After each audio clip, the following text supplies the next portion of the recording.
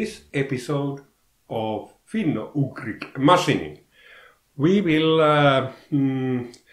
go through my catch from flea market today. We are going to see some of the sightings around the city and especially near the river Nidda. And then we are going to do something very specific for Frankfurt to eat something food which is very specific to Frankfurt. It is Green Sauce mit Ei und Kartoffel. You will see later what this means. All the Germans already know, but let's see. So, the first thing, my findings from the flea market. You are about to see some suburban areas of Frankfurt. Some of these areas are not accessible by a car, so you must use a bicycle or go by foot. This is actually my trip to Höchst flea market and then back from there. I should warn you about an earworm. Well, it catched me. No, well, it's not too bad. Well, in any case, enjoy the ride. I did.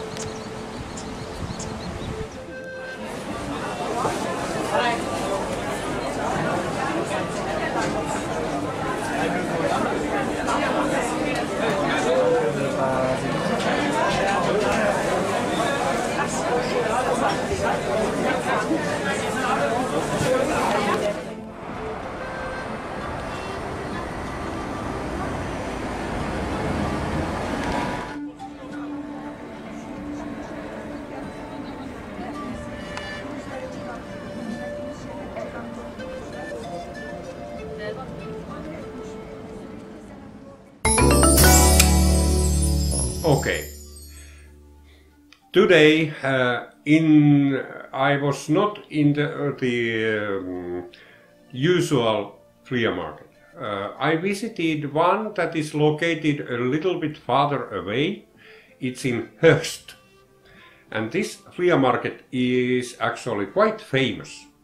They have, it's a Jahrhunderthalle, and there is a parking lot which is totally filled with people selling their stuff.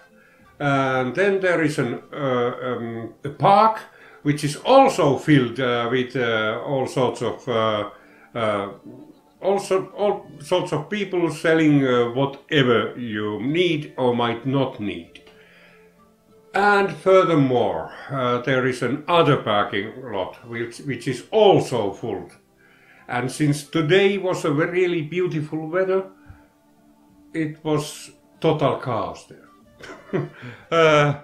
As much as I enjoy visiting these flea markets, this one was a little bit of a pain in the butt.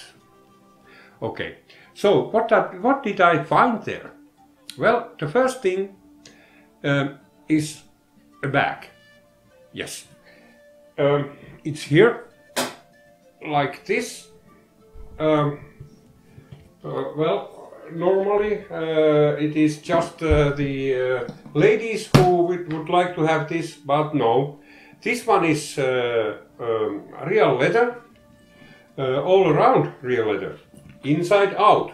No, it's quite old actually. This is for my camera. And I believe this is probably as old as I am. It's in a really good condition, real leather, so cow, and well, just put some rubber foam inside there, cut it suitably, and there you have your camera case. Yeah. Okay. Unfortunately, this camera case was not empty. It contained all sorts of things which now I can tell I really don't need. For example, this. This is teleobjective. Yeah, I don't have a camera which this is suitable. It's a really good brand. This one is actually it is Vivitar. So not at all. Really good brand. There is an adapter for some Canon camera, which my camera is also that one. It's also a Canon, but it's a different size. There is an UV filter which is not suitable for my camera. Fortunately, I have a UV filter there. Well, that's fun. I don't need this. Well, what to do? Yeah, it's scrot,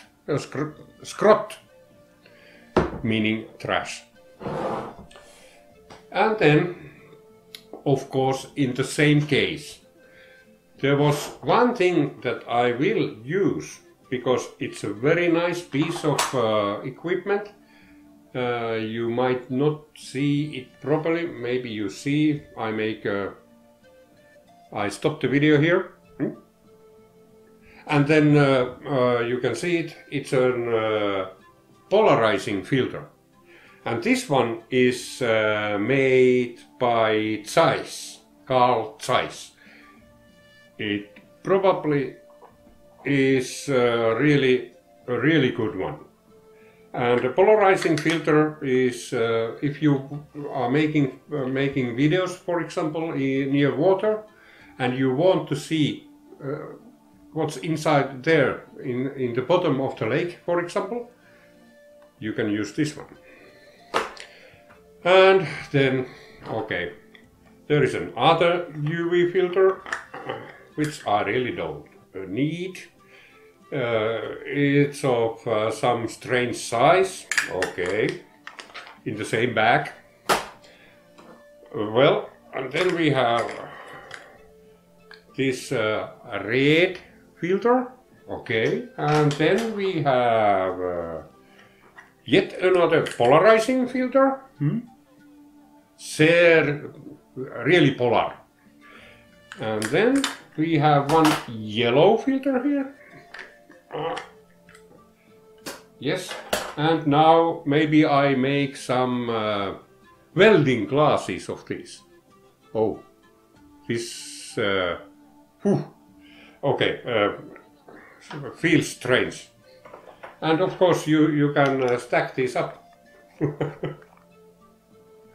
Okay, so yeah, so yellow, polarizing, and whatever filters, and then some camera adapters, all sorts of things. And then one thing that really brings up memories.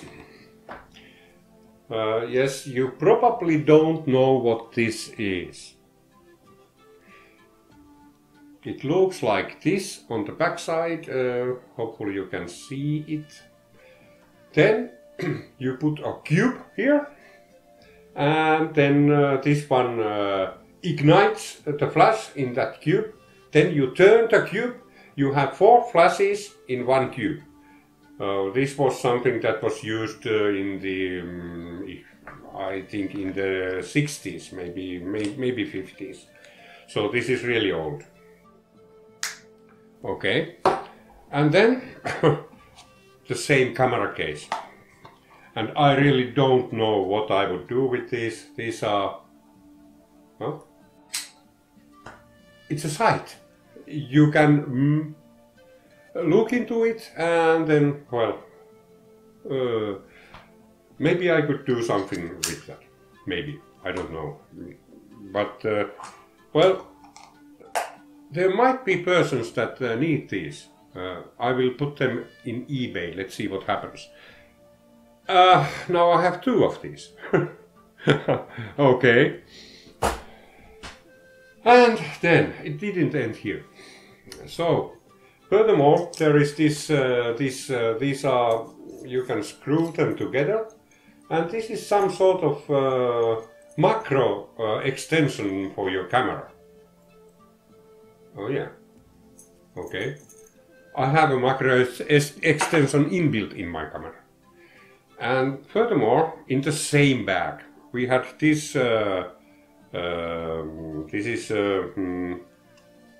This is lens made in Japan. Teleconverter. Yes, it converts tele. Nice. Maybe I could do something. Optical center punch? No. Okay. This was included in this camera bag. Well, and everything I really needed so far, everything I can use, is the bag itself. Well, luckily there was something I can use. There is this pedestal, which is quite nice. It's made of, can you guess the material? It's made of brass. And it's really steady, actually, being such a small thing. These become more than 1 meter long, so, well, okay, maybe I can use it, maybe not, I don't know. Okay, one of those.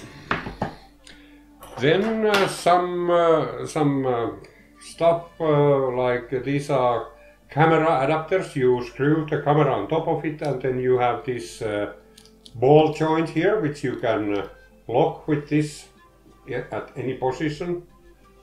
Well, maybe I need this. Maybe these are actually probably needed. Okay. And then one more, and this one is also made out of brass.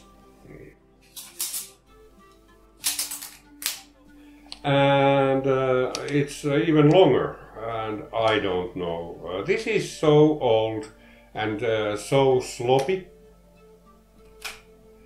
that you probably are better without than with. Okay. And it didn't end here, this camera bag. So then again we had two of these. These are, I believe these are used to with teleobjectives I don't know really. Yeah, well, they are, if light is coming from the side, they are preventing that one from entering the lens and creating effects. So two of these, I don't know. I don't need. I have one in my camera. Yes, I do. And yes, I do. Okay, so this was the camera bag. And really the only thing I need is the bag itself. All that other stuff is, no, I don't need it. Well, but what do you do? This seller said, you can have the bag, but you must take everything in it. Okay. And then, okay, luckily I found out some other findings. Well, I know some YouTubers collect tapping wrenches. You probably know who I'm talking about. Then some collect hammers. It's another person who is collecting hammers. And this hammer guy has really a big collection of them. Well, I could say that I'm collecting these little guys. Not always so little. At the moment I have, namely, this is a drill chuck. And this one is Röhm. Very good brand. And this is all in Oregon. This is the original package, and it has never been used. Well, I assume from the package it's more than 40 years old, but doesn't matter. This is not rusted. It needs cleanup because the oil has hardened inside it. And so there are some, I know these contain ball bearings inside. You have to take it apart and then clean it up, renew the oil, and after that it should be a really nice thing. And there is a proof that it's never used. The key, this one is not keyless. It has the teeth around here, and you have the key, but it came as original. There is a knurling here, a short knurling, and you are supposed to put it into the hole and then push the knurling in there, where it then stays. Never been used. Okay, I think this was a very good find. I like this one. It's from 0.2 millimeters to 8 millimeters, that range. And especially I'm really glad that and yes, it has a B1 center. What is this?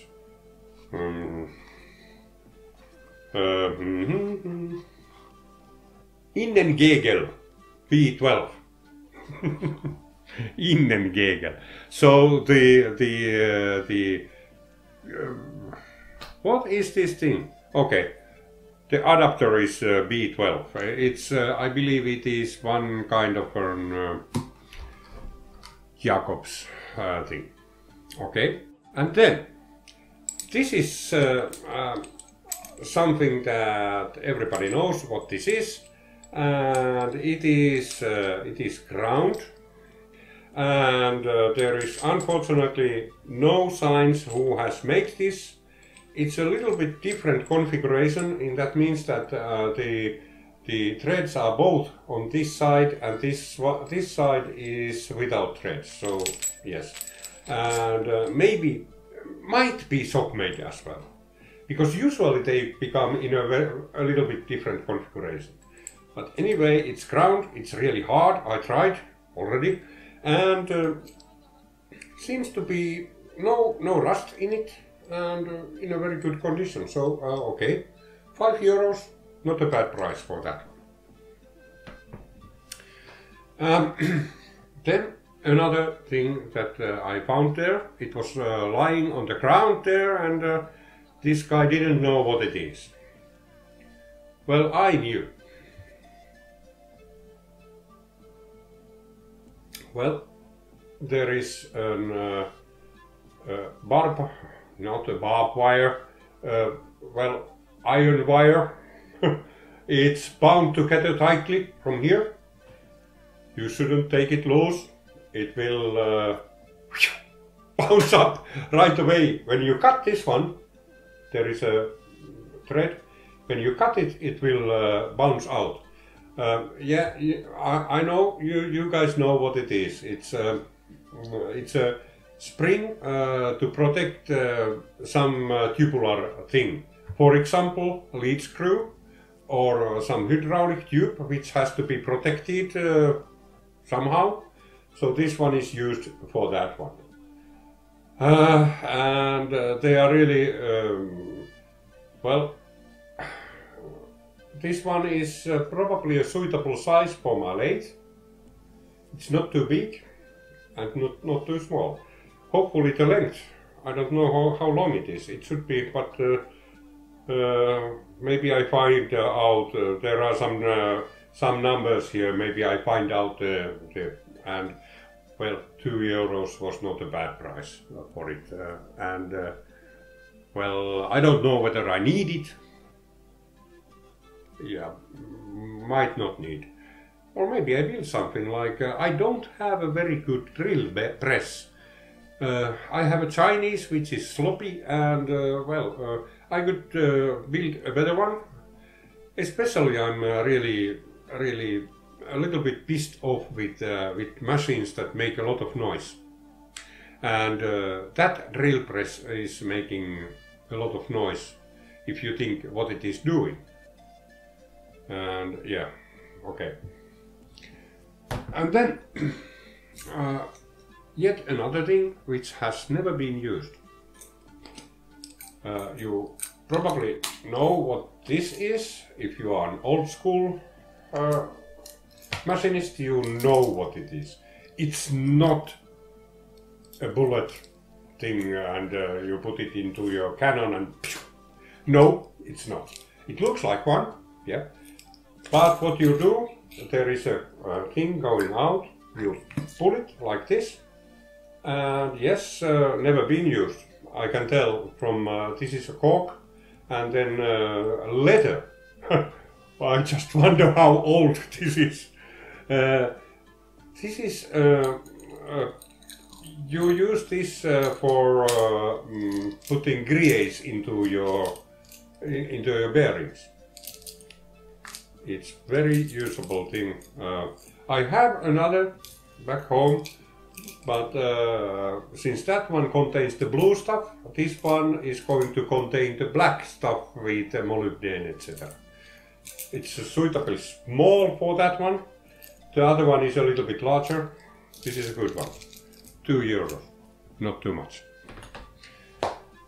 And then I found something that this was a lady selling things, and I assume she didn't know at all what these were. And I didn't believe my eyes when I saw them lying on her table. And these were among the half-filled perfume bottles. 3 pieces of these. I put a picture so you can see nearer what these are. 3 pieces, one a little bit bigger and one a little bit smaller. These are the drive nuts for milling machine adapter. The SK400, I believe. And there is one that is bigger and 2 that are smaller and never been used. I believe these are probably just leftovers for somebody who has done the trick that they put just the other one there and then leave the other one out. And there you are. Then you have this kind of thing. And the same lady, I don't know why in earth did she have this kind of things. These and these and yet these. These are, well, these are just for mounting things on your milling table. And they are, well, did I say never been used? Yeah, you can tell. No scratches, no nothing. They are brand new. Never been used. Well, that seems to be the story today. Never been used. Okay, so what do you think? This was my my catch today, half of which was not usable at all. All this camera stuff, which is, well, I don't know what to do. The filters, no, you cannot use the filters because they are wrong size. I have something like 71 millimeters, the filter size, and these are smaller. Maybe I make an adapter for this Carl Zeiss.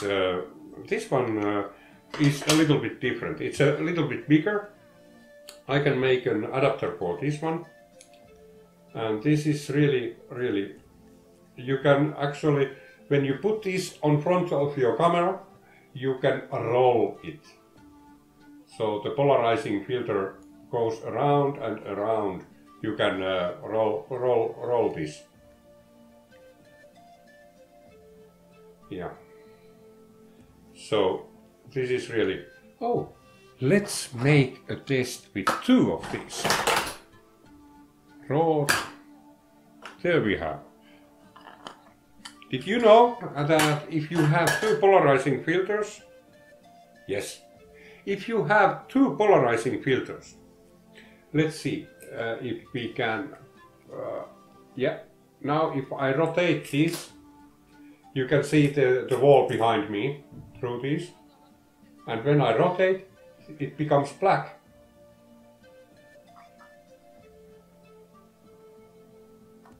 Totally black, actually. Oh, this is really interesting. So you can search internet for polarizing filters if you don't already know. At least one of them is really good grade. This is the problem, which one? But I assume that the Carl Zeiss is better than this unknown brand, probably Chinese. I don't know. So yeah, okay. So, doesn't want to go there. Okay, please. Yeah. So, now let's go on with the next thing. Green sauce. That's actually very specific to Frankfurt. Well, let's see what's inside of it, what it is made of. The first thing you are going to need are some herbs. These herbs are not available outside Frankfurt really easily. So I put a presentation now here. So you can look what are these herbs and so on. So let the presentation start. Borage grows satisfactorily in gardens in the UK climate, remaining in the garden from year to year by self-seeding. The leaves are edible and the plant is grown in gardens for that purpose in some parts of Europe. Chervil is native to the Caucasus, but was spread by the Romans through most of Europe, where it is now naturalized. It is also grown frequently in the United USA, where it sometimes escapes cultivation. Garden cress is genetically related to watercress and mustard, sharing their peppery, tangy flavor and aroma. In some regions, garden cress is known as mustard and cress, garden pepper cress, pepperwort, pepper grass or poor man's pepper. Garden parsley is a bright green biennial plant in temperate climates, or an annual herb in subtropical and tropical areas.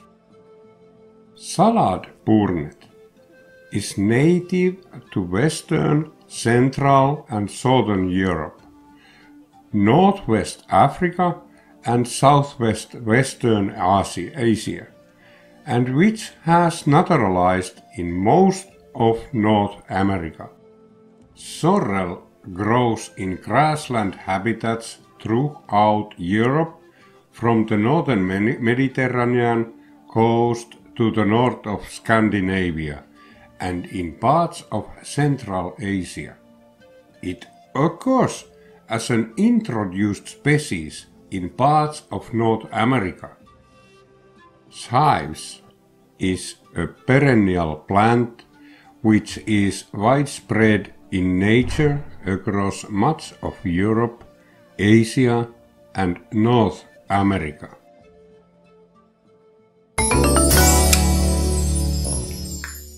Okay, that was the presentation of the herbs which are contained in this food.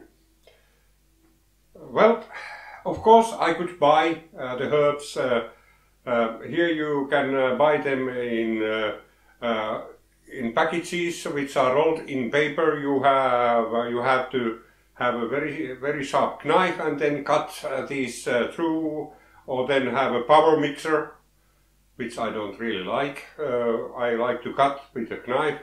It's very laborious and well, fortunately, this is same type of thing as using carbide threading inserts instead of grinding one from high-speed steel. This is the carbide insert for green sauce. This is already all the needed herbs are there. They are mixed, they are cut off with knife, not with a blender. They are cut with knife and then put into olive oil. By the way, olive oil is an ingredient in this green sauce anyway, so that's a very good thing to put olive oil there.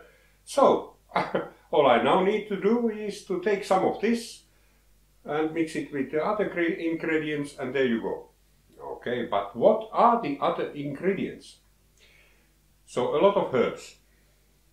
Actually 7, as you probably noticed. If you look into my presentation, there are 7 different herbs in this. Yeah. So, and now I had a problem in the grocery because I didn't know what kind of cream I have to use. But it's sour cream, yeah, okay, but my German language is not good enough, so frischer Schmand, yeah, this was recommended, and they said that you could mix it with something. So this is probably just, I believe it's near cream 5, or probably near sour cream, yes. But I want it to be a little bit more sour. I'm coming from the north Finland, so something about this product is telling me that this is good. If you have the chance to buy this one in USA, I put it nearer so you can see it. This one is very low calorie and it contains a lot of proteins and it's delicious. It's very sour, yes, but yeah, it's delicious. And now I can mix these with together. So I take a little bit of this smand and then mix it with the skyr, and then I get the correct, probably the correct consistency. Okay. What else is needed? First, you have these. These are eggs. I bought these from the marketplace, and I assume these are quite yellow inside. I hope, at least. So first you cook these, and then you actually don't use the yolk. No, you use the yolk.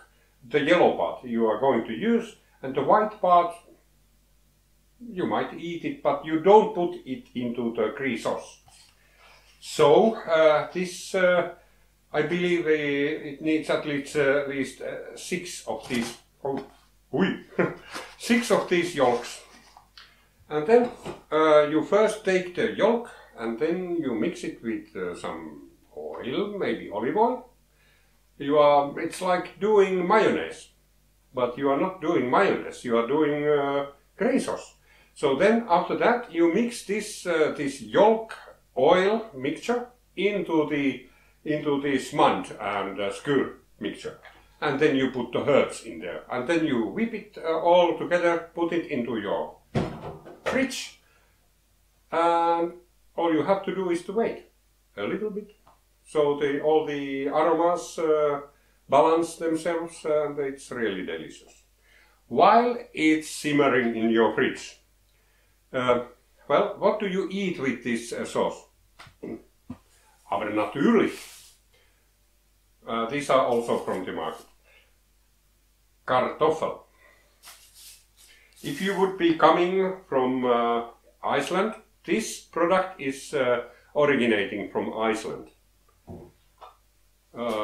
So then you would talk about kartabla, kartoffel, potatoes. And then of course you are using eggs. Well, this has a lot of eggs in it. So eggs in the sauce, and then you cook the eggs and put them into half, and well, you will see when I do it. That's the traditional way of doing green sauce mit Eiern und Kartoffel. So now, here are the major ingredients in very good Ordnung. So, first we need to cook the eggs, because in order to get the yolk, you don't use it in its raw form, you cook it. And therefore you need a kettle with some water. There is a kettle with water. Then you put it there, and you put the warm, let's put it full. Okay, then we just, well, I think we use all 6 of these. So, okay, this is empty. Phew. And then, while these are cooking, we take this one. It's just another thing. And then we take a spoon and smand. So let's see what kind of consistency this one has. Yeah, good enough. Let's see how it tastes. I don't know what it... yeah, exactly as I assumed. It's very, very light taste. Doesn't want to come out. Oh, now it came out. So it's not acid at all. Not a very good thing. I would like this to be a little bit acid. So therefore we have this one. I know how this tastes. It has a very, very acid taste. And let's take another spoon because I don't want to, because I don't need all of it. I need only a tiny amount, maybe half and half. Okay, there you are. A little bit more. Let's taste this one. Now we are cooking. This is yum. Very, very, very acid.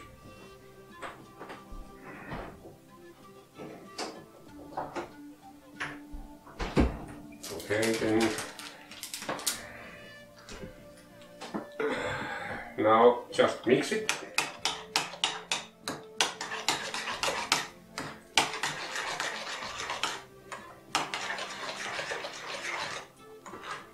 Yeah, it has a very nice consistency. You can see it holds together. And now, the next thing, we have to wait for the eggs, and we have, we have to mix the egg yolks with oil. I'm going to use this one. This one, it's olive oil, Oro Verde, Natives Oliveneur Extra. Well, it's cold pressed olive oil, really tasty. Okay, well, I will come back when we are ready with the eggs. It takes some time for them to cook up. Well, at the moment my potatoes are boiling there. And now I have cooked the eggs, all 6 of them. And I was visiting the local grocery for some beer. This is non-alcoholic Weiss beer.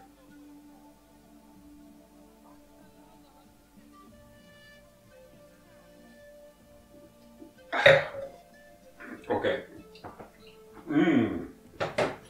Always good. Okay. The first thing to do, I take 2 of the biggest eggs away because I'm going to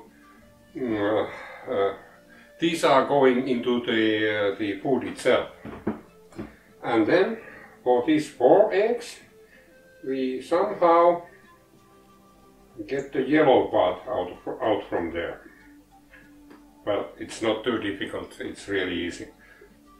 And those go to the sauce when it's ready. I'm not going to throw these away. Okay. Now, and one more. Okay, there you are. Now we have 4 yolks here, and then olive oil.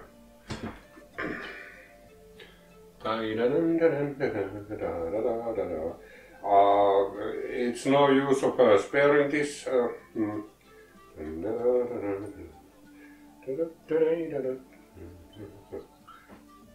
I think that's probably enough. A little bit of salt, but just a little bit, not a lot. And then we mix this. Make a sort of toothpaste paste out of this.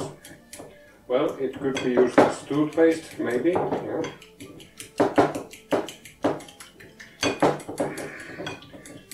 Actually, these yolks were not so yellow as I thought they would be. Somehow they are not that yellow. We need a lot more oil. This is something like mayonnaise. It's not mayonnaise, but it's something like like mayonnaise. Okay, now it's better. I never ever use, you could use a blender here, maybe, but no, that's like a bad idea. Okay, it doesn't need to be that well mixed, it's just that it's mixed. There you are. And then we take the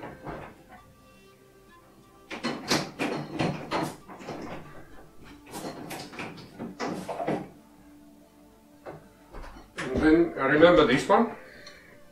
Now we are going to mix this with that.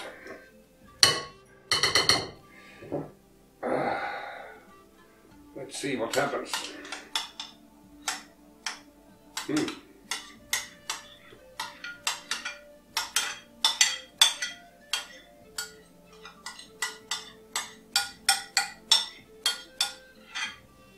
Yes, there you are. And then we take some of these. Now,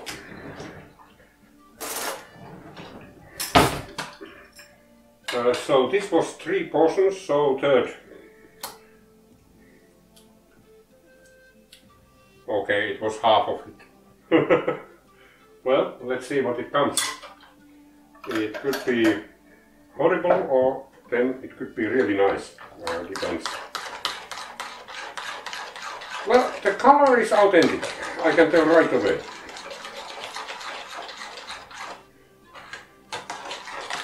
There is a reason why they call this green sauce, the green sauce. I think I hit spot on with the amount of this thing. It was spot on. And now we put on these, just rip apart a little bit of them like this. Doesn't need to be fine, just they are not like a full eggs. There you are. And of course it's it goes to say that goes without saying that all these ingredients must be cold. The eggs cannot be hot. This will destroy the consistency of this food. Now, I believe this is as authentic as it gets. Yes, looks like the one I can buy from marketplace. Looks exactly like that. Yeah, I have done this before, and yeah. And now what you do? You just put it into your fridge and let it simmer there. It balances the tastes, etc. Now, this is a typical portion of green sauce, Frankfurter Green Sauce. First of all, you have the green sauce, and then you have the potatoes, and then of course you have the eggs. And that's basically it.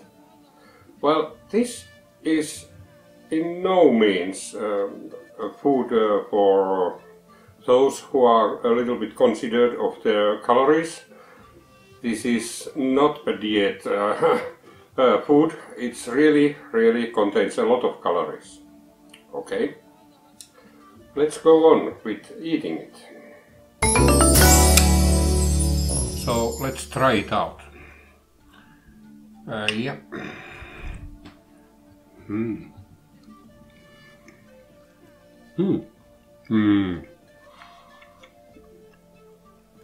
I really like the mellow taste of this. If you use only the smand, the sour cream, it, for my opinion, becomes a little bit too sweet. But this one is suitable for me.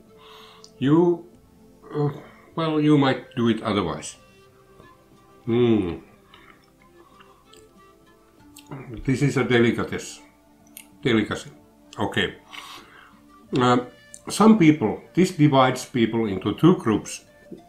Those that really like this, like me, and then those that don't like it. For example, my wife says that this stuff is better to be put on your face to cure a bad skin.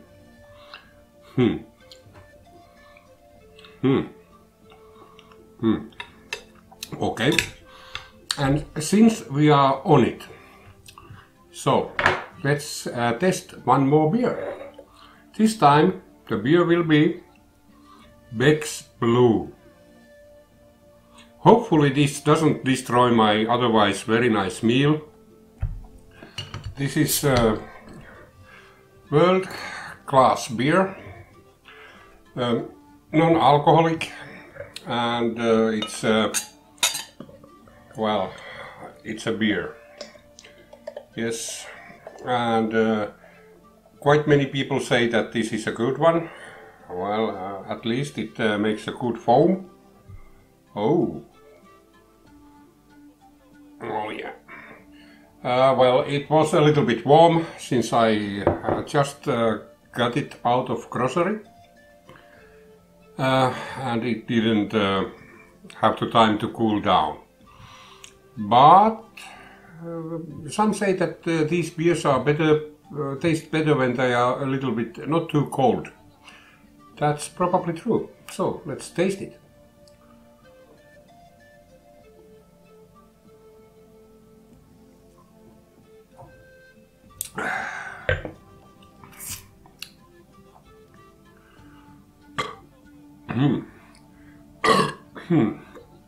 Well, not that bad.